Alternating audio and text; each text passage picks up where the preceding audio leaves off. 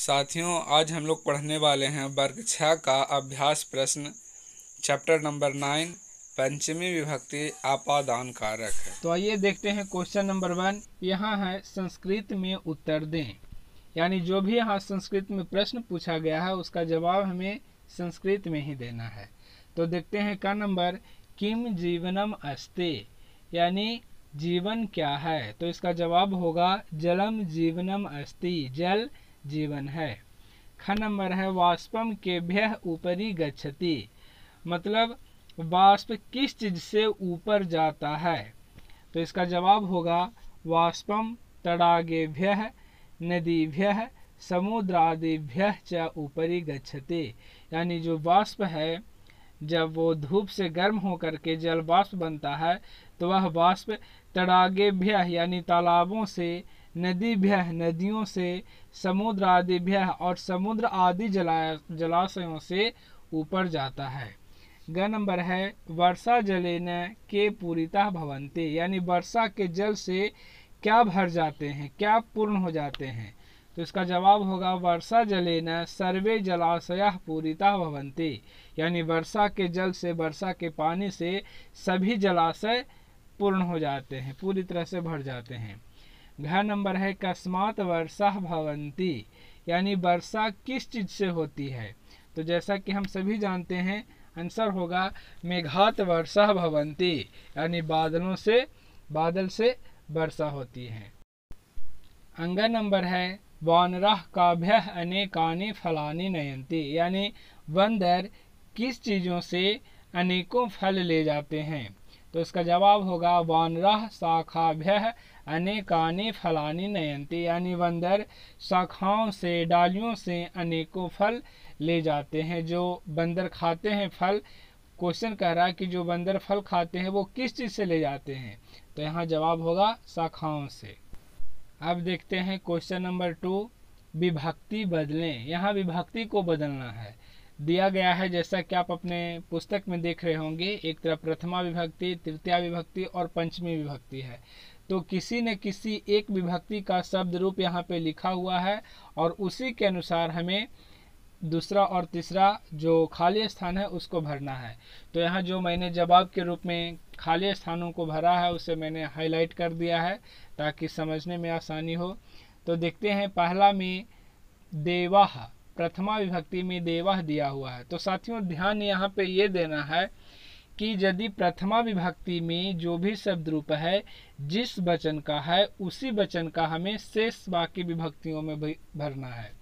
तो यहाँ देवाः जो कि बहुवचन लग रहा है, प्रथमा विभक्ति का बहुवचन, तो आगे तृतीया विभक्ति में भी हमें बहुवचन ही लिखना है। तो यहाँ देव है और पंचमी विभक्ति में भी बहुवचन, तो देवेभ्यः है।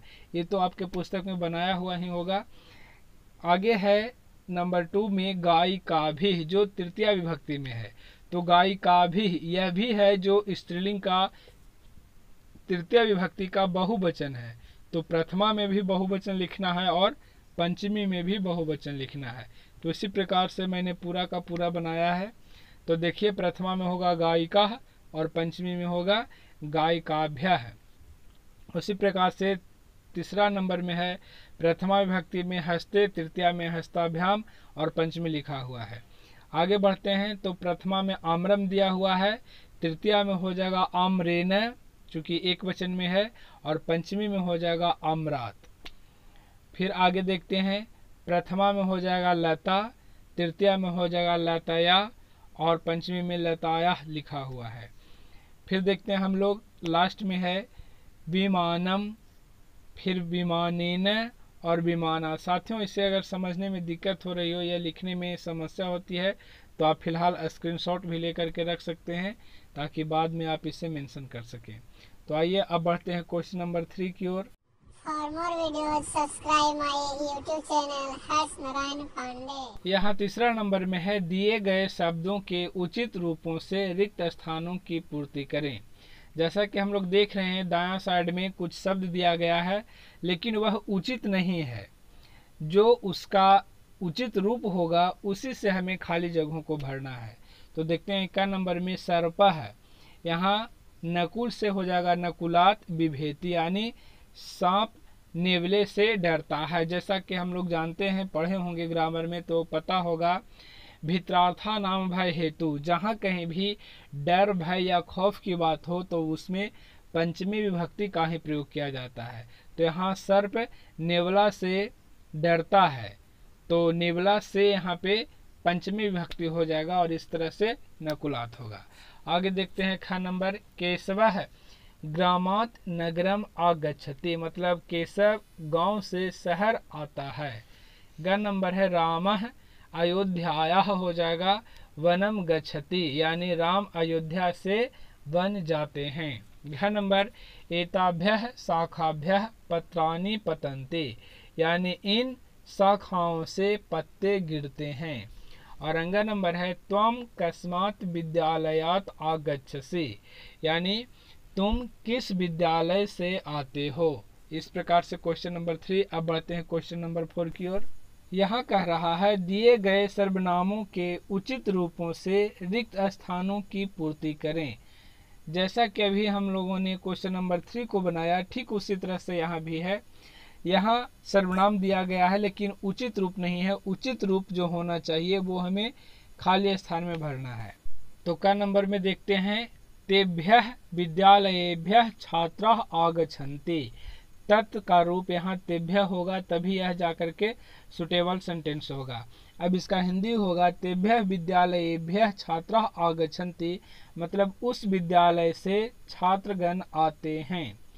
ख नंबर, गोविंदः तस्मात् गृहात् बहिः आगच्छति, यानी गोविंद उस घर से बाहर आता है या बाहर आ रहा है। ग नंबर, एतायाः मालायाः पुष्पाणि पतन्ति, यानी इस माला से फूल गिरते हैं। घ नंबर है, एषा बालिका कस्मात् अपि न बिभेति, इसका हिंदी होगा यह लड़की किसी से भी नहीं डरती है। और अंग नंबर है, एतेभ्यः वृक्षेभ्यः फलानि पतन्ति, यानी इन वृक्षों से फल गिरते हैं। अब आते हैं क्वेश्चन नंबर 5 की ओर। यहाँ कह रहा है निम्नलिखित वाक्यों को शुद्ध करें। अब इसको शुद्ध करना है। यहाँ जो भी वाक्य दिया गया है कुछ न कुछ अशुद्धि है, उसे शुद्ध करना है। तो साथियों, यहाँ जो शब्द शुद्ध करके लिखा गया है वो हाईलाइट कर दिया गया है ताकि आराम से समझ सकें। देखते हैं क नंबर, कोऽपि नगरेण ग्रामम न गच्छति। देखिए कितना बड़ा बुद्धू बनाया गया है अशुद्ध वाक्य को लिख करके। कोऽपि नगरेण, यानी कोई भी नगर से गांव नहीं जाता है। सेंटेंस का हिंदी यदि किया जाए तो बिल्कुल सही है, लेकिन जो संस्कृत में नगरेण शब्द आया है वो अशुद्ध है संस्कृत ग्रामर के अनुसार, क्योंकि नगरेण जो यह शब्द है यह तृतीया विभक्ति से लिया गया है और यहाँ बात की जा रही है जुदाई की। यहाँ पे ध्यान से समझेंगे, जहाँ पे तृतीया विभक्ति का प्रयोग होता है वहाँ पे जुड़ाव दिखाता है, यानी एक दूसरे से मेल दिखाता है। लेकिन जहाँ पे बिछड़ाव को दिखाना हो, जुदाई को दिखाना हो, वहाँ निश्चित रूप से पंचमी विभक्ति का ही प्रयोग किया जाता है। तो देखिए अब इसका हिंदी से हमें पता चलेगा कि यहाँ मेल हो रहा है या बिछड़ाव हो रहा है। कह रहा है कोई भी नगर से यानी शहर से गांव नहीं जाता है। अब शहर से गांव जाएगा तो शहर को तो लेके नहीं जाएगा, यानी शहर अपने जगह पे रह जाएगा और जाने वाला व्यक्ति चला जाएगा, तो दोनों में बिछड़ाव हो रहा है। तो यहाँ पे जो शहर से है ये जुदाई करवा रहा है, इसलिए यहाँ पे पंचमी विभक्ति का ही प्रयोग होगा। अब इसको जब शुद्ध करके हम लिखेंगे तो कोऽपि नगरात् ग्रामम न गच्छति, हिंदी वही होगा कि कोई भी नगर से गांव नहीं जाता है, लेकिन शब्द का जो प्रयोग था उसमें अंतर हो जाता है। तो इन सारी बातों पे ध्यान देना है, सिर्फ यही वाक्यों पे नहीं, कहीं और अगले क्लास में या कहीं भी आपको वाक्य बनाने के लिए मिले तो इन बातों पे ध्यान देंगे तो आसानी से सही बना पाएंगे। देखते हैं ख नंबर, एते वानराः वृक्षः कूर्दन्ति, इसका हिंदी होगा ये सब बंदर पेड़ से कूदते हैं। तो पेड़ से कूदते हैं वही बात है, पेड़ खड़ा रह गया और ये बंदर कूद गया, ना कि पेड़ को लेके कूद गया। तो पेड़ अपनी जगह पे स्टैंडिंग मोड में रहा और बंदर कूदता है, यानी जुदाई हो रहा है। तो यहाँ भी हमको वृक्षः को बदलना है पंचमी विभक्ति में। तो सुधार कर करके होगा एते वानराः वृक्षेभ्यः कूर्दन्ते, यानी ये सब बंदर पेड़ से कूदते हैं। ग नंबर ताभि शाखाभि शुष्कानि पत्राणि पतन्ति, यहाँ इसको शुद्ध करेंगे तो ताभ्य शाखाभ्य शुष्कानि पत्राणि पतन्ति, यानी उन शाखाओं से सूखे पत्ते गिरते हैं। घ नंबर होगा त्वं विद्यालयेन बहिः कथं गच्छसि, तो इसका शुद्ध रूप होगा त्वं विद्यालयात् बहिः कथं गच्छसि, यानी तुम विद्यालय से बाहर कैसे जाते हो या क्यों जाते हो। अंग नंबर है वयं ग्रामेण नगरं तण्डुलं नयामः, इसका शुद्ध रूप होगा वयं ग्रामात् नगरं तण्डुलं नयामः, यानी हम लोग गांव से शहर चावल लाते हैं। इस प्रकार से होगा आपका क्वेश्चन नंबर 5। अब देखते हैं क्वेश्चन नंबर 6 को। यहाँ कह रहा है निम्नलिखित वाक्यों का अनुवाद करें। जो भी यहाँ पे संस्कृत में शब्द दिया गया है उसे हिंदी में बदलना है। तो देखते हैं का नंबर त्वं कस्मात् मंदिरात् आगच्छसि, यानी तुम किस मंदिर से आ रहे हो या तुम किस मंदिर से आते हो, दोनों चलेगा। ख नंबर है अहम आपनात् बालकेभ्यः मोदकानि आनयामि, यानी मैं दुकान से लड़कों के लिए लड्डुएं लाता हूँ। ग नंबर गृहात् बहिः एका वाटिका अस्ति, यानी घर से बाहर एक बगीचा है या घर से बाहर एक फुलवारी है। घ नंबर हिमालयात् गंगा प्रवहति, इसका होगा हिमालय से गंगा बहती है या प्रवाहित होती है, दोनों बोल सकते हैं। अंग नंबर छात्राः ग्रामेभ्यः नगरं पठनाय आगच्छन्ति, यानी छात्रगण गांवों से शहर पढ़ने के लिए आते हैं। अब देखना है क्वेश्चन नंबर 7, लेकिन उससे पहले साथियों वीडियो अच्छा लग रहा हो तो लाइक करें, अपने साथियों के साथ शेयर करें और चैनल पे नए हैं तो इस चैनल को सब्सक्राइब करें ताकि और भी वीडियो आपको इस चैनल के माध्यम से मिलता रहे। यहाँ कह रहा है संस्कृत में अनुवाद करें। अभी हम लोगों ने संस्कृत से हिंदी में बनाया, अब हिंदी से संस्कृत में बनाना है। कोई भारी नहीं है, बस देखते चलना है, आराम से समझ में आ जाएगा। का नंबर है ये फल इस पेड़ से गिर रहे हैं। साथियों इसे मैं एक एक वर्ड करके आसानी से समझा सकता हूँ, लेकिन वीडियो थोड़ा लंबा हो जाएगा, इसलिए जितना संभव हो पाता है बता पाता हूँ। ये फल इस पेड़ से गिर रहे हैं, तो ये फल इस पेड़ से गिर रहे हैं का मतलब बहुवचन है। गिर रहा है होता तो एक वचन हम समझते, और दो रहता तब तो दो की संख्या को दर्शाया गया होता।